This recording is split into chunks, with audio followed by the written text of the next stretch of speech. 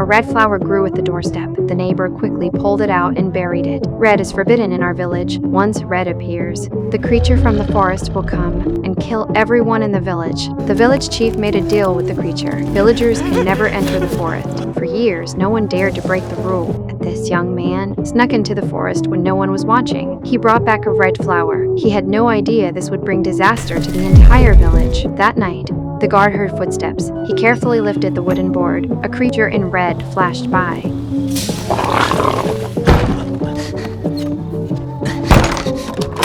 He rang the village alarm. Villagers heard the bell and ran home like crazy. They hid in their cellars, terrified of being found. But I stood at the door, refusing to close it. My boyfriend wasn't back yet. He finally showed up and pulled me into the cellar. Everyone finally relaxed. Outside, we could hear the creature kicking doors. Everyone was shaking.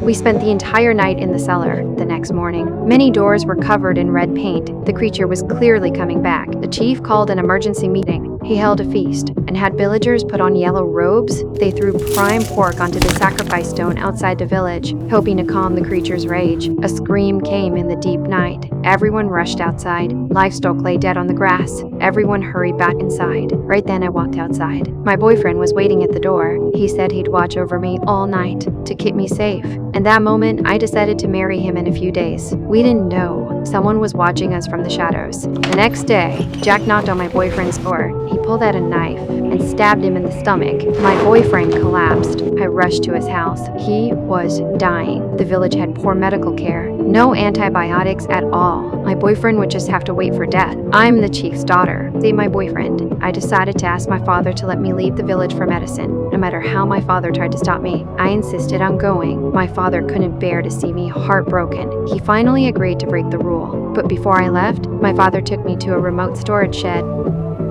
It is just a few steps.